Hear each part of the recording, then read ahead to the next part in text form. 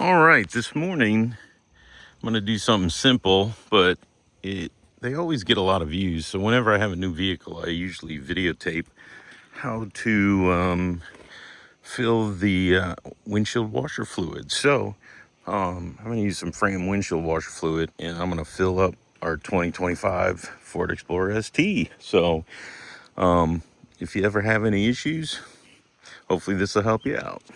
All right, so in order to refill the windshield washer fluid, it's pretty simple. You look for the blue lid with the window and the spray, and you pop that open, and then you get some windshield washer fluid, and you open this up, put you down and open it, and pop the tin foil off, because I'm pretty sure there'll be tin foil on there, and then we'll just dump it right in there.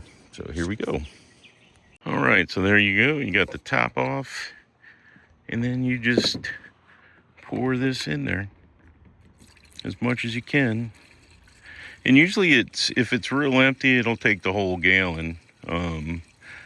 My wife's light came on, so she asked me to do this, so that's why today's video is being made. My wife's got a check, or not a check engine light, but hey, you're out of windshield washer fluid light.